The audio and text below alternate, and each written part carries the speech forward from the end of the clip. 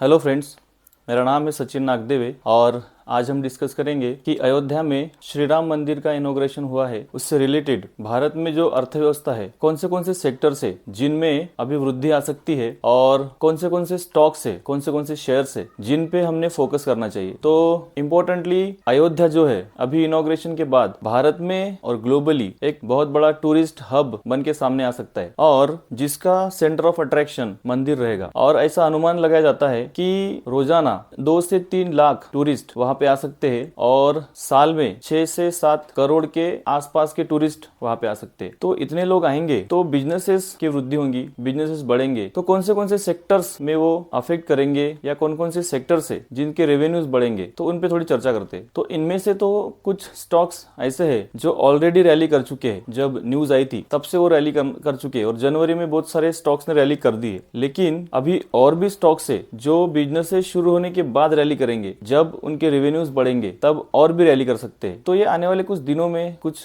महीनों में, कुछ क्वार्टर्स में और भी कुछ स्टॉक्स में रैली दिख सकती है, क्योंकि इतने टूरिस्ट आएंगे तो खूब पैसा भी वहां पे आएगा, तो बिजनेस बढ़ेंगे, एक्सपेंडिचर बढ़ेंगे तो कंपनीज के रेवेन्यूज बढ़ेंगे, प्रॉफिट बढ़ेंगे तो शेयर्स प्राइस में भी एप्रिसिएशन दिखेगा। तो हम कौन से सेक्टर्स पे फोकस कर सकते हैं और फोकस में रहेंगे? सबसे पहला तो है ट्रैवलिंग सेक्टर, जिसमें सबसे पहले है ईज माई ट्रिप। मतलब अगर अयोध्या में आना है तो एक तो बाय एयर आ सकते हैं या फिर बाय ट्रेन। तो बाय एयर से ईज माई ट्रिप जो है वो ज्यादा इंपॉर्टेंट लगता है मुझे। Ease My Trip company offers a comprehensive range of travel related products and service under the flagship brand of EaseMyTrip. It also provides end-to-end travel solution including airline ticket, hotels, holiday packages, rail tickets, bus ticket, taxis as well as ancillary value added services जैसे कि travel insurance है, visa processing है and ticket for activities and attraction है। तो is my trip के बारे में आप यहाँ पे स्टडी कर सकते हैं। इसका मार्केट कैप है 7930 करोड़ का, पी 49 का है और आरओसी 54 है जो कि काफी अच्छा है। आरओई 46 है जो कि और भी अच्छा है। और पिछले साल से कुछ इतना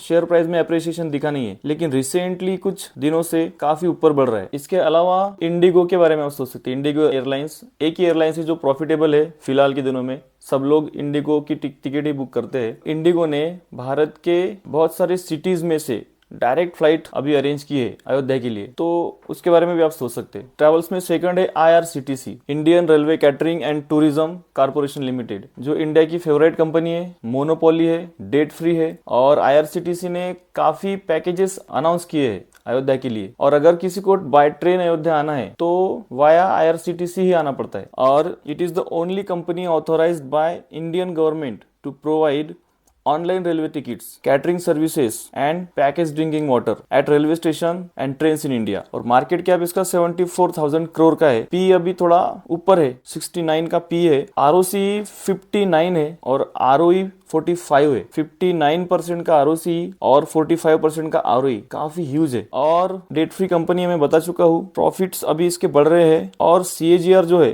3 साल में देखो 48% का CAGR है। और ये कंपनी शॉर्ट टर्म के लिए नहीं, लॉन्ग टर्म के लिए भी आप देख सकते हैं। मतलब क्या इससे अयोध्या टूरिज्म की वजह से इसमें रेवेन्यूज बढ़ेगा? तो जी हाँ बढ़ेगा। प्रॉफिट बढ़ेगा क्योंकि अभी लॉन्ग टर्म प्रोसेस चलते रहेंगे। ट्रैवलिंग, टूरिज्म और उसके जो पैकेजेस है वो अनाउंस होते रहेंगे और लोग आते रहेंगे, तो इसका रेवेन्यूज बढ़ते रहेगा। तो रेवेन्यूज बढ़ेगा तो प्रॉफिट में भी बढ़ोतरी देख सकते हैं। तो ये लॉन्ग टर्म के लिए भी आप सोच सकते हैं इस कंपनी को। उसके बाद सेकंड सेक्टर है हॉस्पिटैलिटी एंड स्टे। तो देखो इतने लोग अयोध्या आएंगे तो उनकी हॉस्पिटैलिटी के लिए, स्टे के लिए बहुत सारे होटल्स लगेंगे। और ऑलरेडी बहुत लोगों ने होटल्स अनाउंस किए हैं, बनना भी शुरू है। रेडिसंस तो ऑलरेडी है, ITC ने अनाउंस किए हैं। और लेकिन जो लिस्टेड है और जिनकी डायरेक्टली कनेक्टेड है इस मंदिर से या फिर अयोध्या से, उसमें है प्राइवेग। तो प्राइवेग लिमिटेड जो कंपनी है वो ऑफर करती है luxury stay and ultra luxury stay. लेकिन company it is very small cap company और इनके जो रिजॉर्ट्स है, लग्जरी स्टे है, वो मंदिर के आसपास ही है। मतलब अयोध्या में जो श्री राम मंदिर है उसके पास ब्रह्म कुंड है, वो ब्रह्म कुंड के प्लेस में ही इनकी रिसोर्ट्स है, लग्जरी रिसोर्ट्स है, जिनकी एक नाइट का स्टे 7,000-8,000 के आसपास है। तो इनके रेवेन्यूज काफी बढ़ सकते हैं। ऑलरेडी ये हाउसफुल चल रहे, बुकिंग हाउसफुल है। लक्षद्वीप एंड मालदीव्स का फैक्टर सामने आया था, मालदीव्स बाइकॉट का जो मैटर सामने आया था। और लक्षद्वीप के केस में प्राइवेग ने 2 होटल्स, 2 लग्जरी स्टे अनाउंस किए थे तभी भी इसके शेयर प्राइस में हमने रैली देखी है। कंपनी छोटी है लेकिन इनोवेटिव आइडियाज लाते रहते हैं, इसलिए इसके बारे में आप सोच सकते हैं। लेकिन वेरी स्मॉल कैप कंपनी है तो ज़्यादा इन्वेस्टमेंट करना ठीक नहीं है। तो इसके बारे में डिटेल में स्टडी करना चाहिए और फिर ही इन्वेस्ट करना चाहिए। लेकिन क्या अयोध्या टूरिज्म से इसके रेवेन्यूज बढ़ेंगे? तो जी हाँ, ज़रूर बढ़ेंगे। तो क्या लॉन्ग टर्म के लिए सोच सकते हैं या शॉर्ट टर्म के लिए? तो शॉर्ट टर्म के लिए सोच सकते हैं।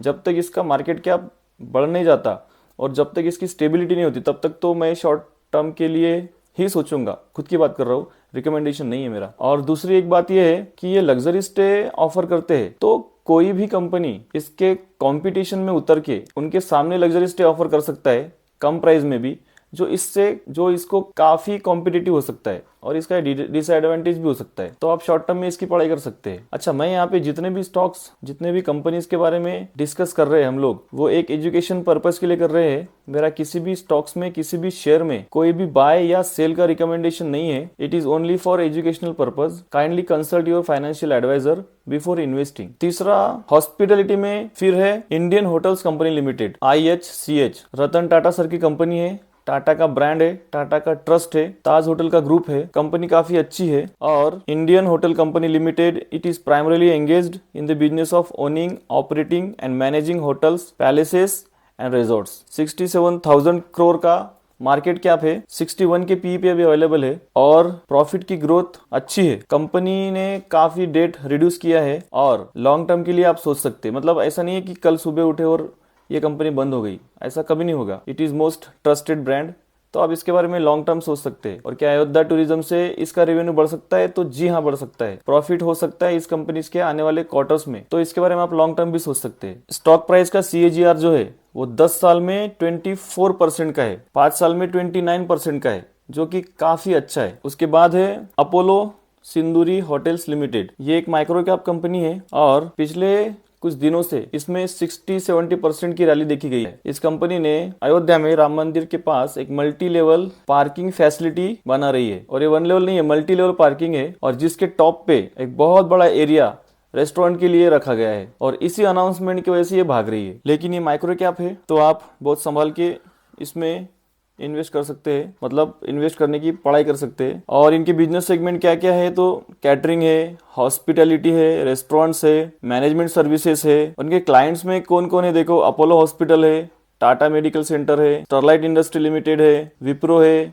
HAL है। इतने इसके क्लाइंट्स है। तो क्या अयोध्या टूरिज्म से इसको प्रॉफिट हो सकता है? इसका रेवेन्यू बढ़ सकता है? तो जी हाँ, बढ़ सकता है। लेकिन प्रॉब्लम ये है कि एक माइक्रो कैप कंपनी है, मतलब 572 करोड़ का उसका मार्केट कैप है, P68 है, जो कि थोड़ा हाई लगता है मुझे। और पिछले कुछ दिनों से रैली मार चुका है। तो आप जब भी इन्वेस्ट करेंगे तो इसका क्वार्टर ऑन क्वार्टर रिजल्ट देखते रहना, ट्रैक करना बहुत इंपॉर्टेंट रहेगा। तभी आप इसमें पढ़ाई करने की सोच सकते हैं। इसके अलावा जो कंपनी एसोसिएटेड है वो है SIS limited, security and intelligence service of India limited, जो कि जिन्होंने ऑलरेडी एग्रीमेंट साइन किया है to deploy the security in temple area. It is directly and indirectly engaged in the rendering security and related services consisting of manned guarding, training, and indirectly engaged in paramedic and emergency responses services, loss prevention, asset protection, mobile patrols, facility management services, which consisting cleaning, housekeeping, and pest control management services in the area of facility management. इसके बारे में भी आप अपनी पढ़ाई कर सकते हैं। उसके अलावा कामत होटल है, जिन्होंने 150 रूम्स का होटल्स बनाने का अनाउंस किया है अयोध्या में। उसके बाद है अलाइड डिजिटल, जो अयोध्या स्मार्ट सिटी प्रोजेक्ट में डायरेक्टली इन्वॉल्व है रिलेटेड टू CCTV। उसके अलावा इतना बड़ा इंफ्रास्ट्रक्चर बढ़ेगा, कंस्ट्रक्शन होंगे, होटल्स बनेंगे और इन सारे कंस्ट्रक्शंस में pipes and fittings, wire and cables, furnitures, sofa, TV, electricals, इन सब की जरूरत पड़ेगी। तो इनके भी रेवेन्यूज बढ़ सकते हैं। दूसरा एक चीज है रियल एस्टेट सेक्टर। देखो, जब से सुप्रीम कोर्ट का ऑर्डर मिला है तब से अयोध्या में जो रियल एस्टेट का जो रेट है वो काफी हाई हो चुका है। मतलब जो 10-20 लाख में जो प्रॉपर्टी मिल रही थी, अभी वो 2-3 करोड़ में भी कोई नहीं दे रहा है। और आने वाले दिनों में और भी उसके रेट बढ़ सकते हैं। तो जो वहां के रियल एस्टेट के बारे में सोच रहे हैं वो वहां पे इन्वेस्ट कर सकते हैं, ताकि आने वाले दिनों में और भी ज्यादा अप्रिसिएशन मिल सके। ये तो हो गया रियल एस्टेट के बारे में। तो इतने सेक्टर्स थे जिसपे आप अपनी स्टडी कर सकते हो। मेरा किसी भी स्टॉक में कोई रिकमेंडेशन नहीं है। आपको अगर ये वीडियो अच्छा लगा तो आप लाइक कीजिएगा, शेयर कीजिएगा, सब्सक्राइब कीजिएगा और कमेंट्स भी कीजिएगा। तो मिलते हैं किसी नेक्स्ट वीडियो में, तब तक के लिए बाय बाय।